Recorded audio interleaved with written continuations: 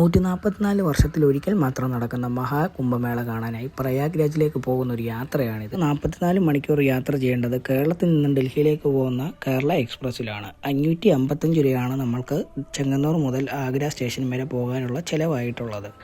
സാമാന്യം ചെറിയൊരു തിരക്ക് വന്നപ്പോൾ ജസ്റ്റ് ഒരു ചായയുടെ പൈസ കൊടുക്കാൻ തിരിഞ്ഞ സമയം കൊണ്ട് എൻ്റെ ചാർജർ ഈ കോട്ടിട്ടിരിക്കുന്ന വ്യക്തി നൈസായിട്ട് അങ്ങ് അടിച്ചു മാറ്റുകയാണ് ഉണ്ടായിരുന്നിട്ടുള്ളത്.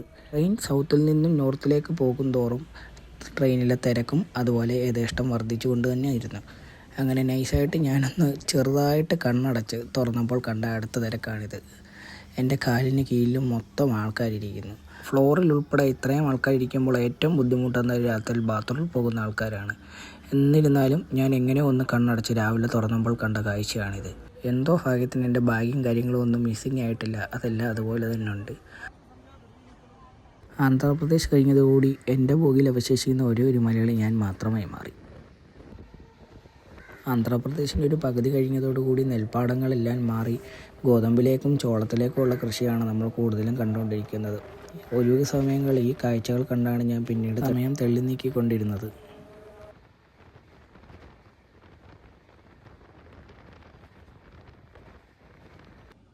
കാഴ്ചകളൊക്കെ കണ്ട് ആന്ധ്രാപ്രദേശിൽ നിന്ന് മഹാരാഷ്ട്രയിലോട്ട് കയറിയപ്പോഴാണ് ട്രെയിനിൽ ഇത്രയും തിരക്ക് കയറിയതുള്ള കാര്യം ഞാൻ തിരിച്ചറിയുന്നത്. സൗത്തിൽ നിന്നും നോർത്തിലേക്ക് കയറിയത് പിന്നെ ട്രെയിനിൻ്റെ ബാത്റൂമിൻ്റെ വൃത്തിയും വളരെ ദയനീയകരമായിരിക്കുകയാണ്. അതുകൊണ്ട് തന്നെ ട്രെയിനിൽ ക്യാൻറ്റീനിൽ നിന്നുള്ള ഫുഡ് മാത്രമാണ് നമ്മൾ ഓപ്റ്റ് ചെയ്തിട്ടുള്ളത്. അതുകൊണ്ട് തന്നെ വേറൊന്നും വലിയ പ്രശ്നം ഉണ്ടായിരുന്നില്ല. അങ്ങനെ 46 മണിക്കൂർ യാത്രയ്ക്ക് ശേഷം നമ്മൾ ആഗ്ര സ്റ്റേഷനിൽ നിന്നും 50 രൂപ ഓട്ടോ ചാർജിലാണ് ആഗ്ര ഫോർട്ട് സ്റ്റേഷനിലോട്ട് പോകുന്നത്. നമുക്കിനിയുള്ള യാത്ര ആഗ്ര ഫോർട്ട് സ്റ്റേഷനിൽ നിന്നാണ് വൈകിട്ട് 3:30-ക്കുള്ള ട്രെയിനിൽ. 3:30-ക്കുള്ള ട്രെയിനിലാണ് നമുക്ക് പ്രയാഗ്രാജ് വരെ പോകേണ്ടതായിട്ടുള്ളത്.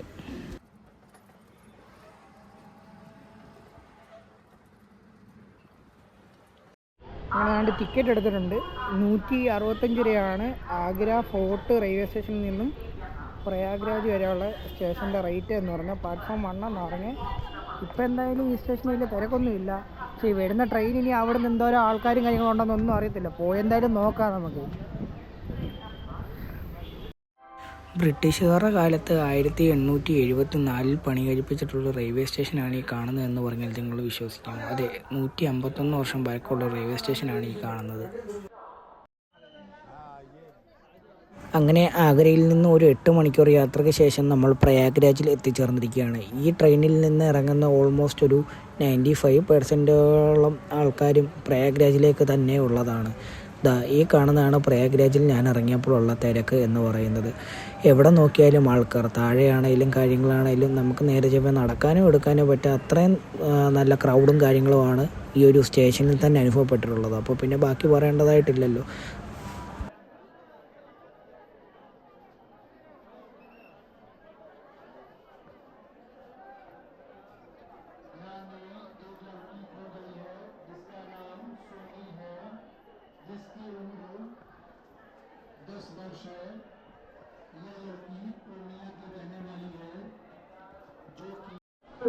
നമ്മളൊരു 8:30 കൂടി ഇവിടെ വന്നിട്ടുണ്ട്. ക്രൗഡെന്ന് പറയാൻ അടിപൊളി ക്രൗഡാണ് കേട്ടോ, അടിപൊളി ക്രൗഡ്. അത്രയും കാണുമെന്നറിയത്തില്ല, കാണുന്ന അത്രയും കണ്ടു. ഇത് മറ്റേ നമ്മൾ ജപ്പാനിലൊക്കെ കാണുന്ന മോഡലിൽ സ്ലീപ്പിംഗ് ബോർഡാണ് കേട്ടോ. സൗകര്യങ്ങളൊക്കെ വേണമെന്ന് വായിച്ചുതരാം. Haveli based stay, AC sleeping, free wifi, cloak rooms and locker laundry service, ഇത്രയും കാര്യങ്ങളാണ് അവിടെ പ്രൊവൈഡ് ചെയ്യുന്നത്. പിന്നെ ഇവിടെ ഇറങ്ങുമ്പോൾ ഒരു റെയിൽ കോച്ച് റെസ്റ്റോറൻറ്റ് കാര്യങ്ങളൊക്കെ ഉണ്ട്. നല്ല ക്രൗഡുണ്ട് കേട്ടോ.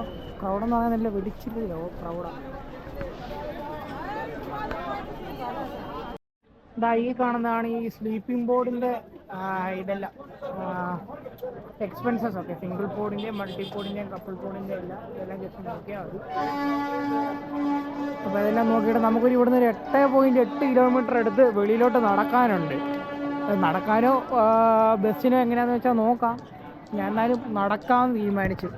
അപ്പോൾ ഇവിടുന്ന് നല്ലൊരു റെസ്റ്റോറൻറ്റിൽ നിന്ന് കയറി കഴിക്കുക എടുക്കുകയൊക്കെ ചെയ്ത് ഇഷ്ടംപോലെ ഈ ഒരു ഏരിയ ഫുള്ള് അടിപൊളിയാക്കിയിട്ടുണ്ട് കേട്ടോ. ക്രൗഡ് കണ്ടോ വെളിയിലത്തേക്ക്.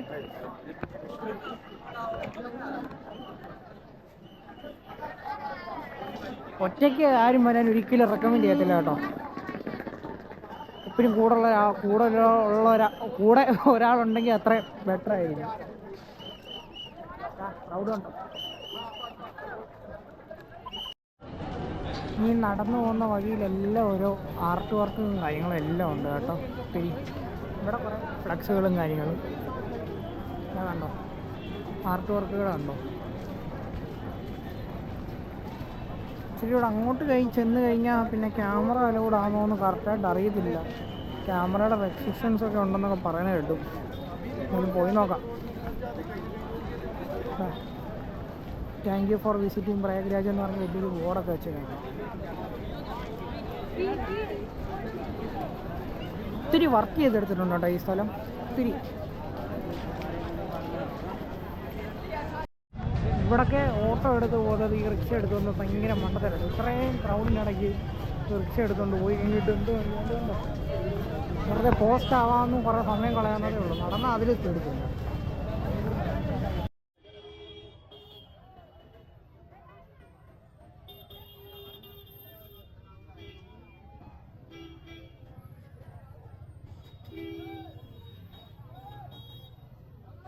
അങ്ങനെ റെയിൽവേ സ്റ്റേഷനിൽ നിന്ന് വെളിയിലോട്ടിറങ്ങി പുറം കാഴ്ചകൾ കണ്ട് നമ്മൾ യാത്ര തുടരുകയാണ്.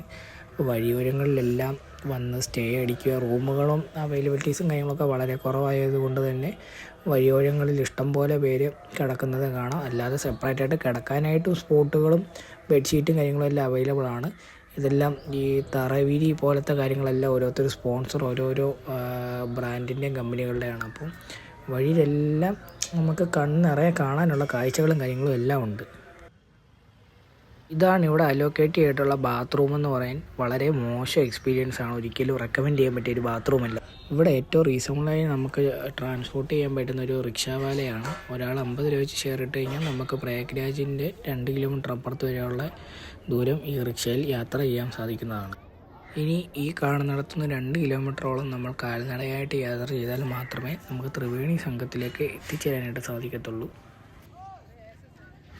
നമ്മളിപ്പോൾ സാക്ഷ്യം വഹിക്കുന്നത് മഹാകുംഭമേളയാണ്. അപ്പോൾ എന്താണ് മഹാകുംഭമേള എന്ന് പറഞ്ഞാൽ, കുംഭമേള 4 വിധത്തിലാണ് നടക്കുന്നത്. ഒന്നാമത്തെ കുംഭമേള എന്ന് പറഞ്ഞാൽ 3 വർഷം കൂടുമ്പോൾ നടക്കുന്നതിനാണ് കുംഭമേള എന്ന് പറയുന്നത്. അത് കഴിയുമ്പോൾ 6 വർഷം കൂടുമ്പോൾ അർദ്ധകുംഭ് എന്ന് പറഞ്ഞൊരു ഇത് നടക്കാറുണ്ട്. അത് കഴിയുമ്പോൾ 12 വർഷം കൂടുമ്പോഴാണ് പൂർണ്ണകുംഭ് എന്ന് പറഞ്ഞ സംഭവം നടക്കുന്നത്. അതുപോലെ തന്നെ ഇപ്പോൾ ഫൈനലി നമ്മളിപ്പോൾ സാക്ഷ്യം വഹിക്കുന്നതാണ് മഹാകുംഭമേള. മഹാകുംഭമേള എന്ന് പറഞ്ഞാൽ 144 വർഷത്തിൽ ഒരിക്കൽ മാത്രമാണ് നടക്കുന്നത്. 144 വർഷം എന്ന് പറഞ്ഞാൽ ഒരിക്കലും ഒരു മനുഷ്യായുസിൽ നമുക്ക് പിന്നീട് കണ്ടിരിക്കാൻ പറ്റില്ല. മീൻസ് ഇനിയൊരു അടുത്തൊരു 50 വർഷം ഉണ്ടാകുന്നവർക്ക് പോലും ലക്ഷ്യം വഹിക്കാൻ സാധിക്കില്ല എന്നതാണ് ഇതിൻ്റെ ഏറ്റവും വലിയൊരു പ്രത്യേകത തന്നെ. ഈ കുംഭമേളകൾ നടക്കുന്നത് പ്രധാനമായും 4 സ്ഥലങ്ങളിലാണ്. പ്രയാഗ്രാജ്, ഹരിദ്വാർ, ഉജ്ജയിൻ, നാസിക് എന്നീ സ്ഥലങ്ങളിലാണ് കുംഭമേള നടക്കുന്നത്. അസുരന്മാരും ദേവന്മാരും കൂടി പാലാഴി കടഞ്ഞെടുത്ത് കിട്ടിയ അമൂല്യമായ വസ്തുവാണ് ഈ അമൃത് എന്ന് പറയുന്നത്. അത് അസുരന്മാർക്ക് ലഭിക്കാതിരിക്കാൻ വേണ്ടി ഇന്ദ്രൻ്റെ മകനായ ജയന്ത് ഈ കുടം എടുത്തുകൊണ്ട് ഓടുകയാണ്. 12 ദിവസമാണ് ഈ കുടം കൊണ്ട് ജയന്ത് ഓടിയിട്ടുള്ളത്. ദേവന്മാരുടെ 12 ദിവസം എന്ന് പറഞ്ഞാൽ നമ്മുടെ 12 വർഷമാണ്. അപ്പോൾ ഈ ഓടുന്ന വഴികളിൽ 4 തുള്ളി അമൃത് 4 നദികളിലേക്ക് പതിക്കുകയാണ്. അതാണ് ഈ 4 സ്ഥലങ്ങളിൽ വെച്ച് കുംഭമേള നടക്കാനുള്ള കാരണം എന്ന് പറയുന്നത്. ഇതാണ് കുംഭമേളയെ പറ്റിയുള്ള ബേസിക്കായിട്ടുള്ള ഐതിഹ്യം എന്ന് പറയുന്നത്. ഈ ഒരു പ്രദേശം മുഴുവനായി നമ്മൾ നോക്കിയാൽ തന്നെ ധാരാളമായി ചെറുകിട വ്യവസായങ്ങളെ നമുക്ക് കാണാൻ സാധിക്കുന്നുണ്ട്. ഈ ഒരു മഹാമേള കാരണം ധാരാളം ചെറുകിട വ്യവസായങ്ങളാണ് ഇവിടെ വളരെ നല്ല രീതിക്ക് തന്നെ നടന്നുകൊണ്ടിരിക്കുന്നത്. കരകൗശല വസ്തുക്കളാണേലും വസ്ത്രങ്ങളാണേലും കാര്യങ്ങളാണേലും ഈ ജലം സ്വീകരിച്ചുകൊണ്ട് പോകാനുള്ള പാത്രങ്ങൾ, കാര്യങ്ങൾ, ഭക്ഷണ സാമഗ്രികൾ, അങ്ങനെ നോക്കുവാണെങ്കിൽ ധാരാളമായി വളരെ നല്ലൊരു ഹൈക്കാണ് അവിടുത്തെ ഒരു ലോക്കൽ എക്കണോമിയിൽ വർദ്ധിച്ചിട്ടുള്ളത്.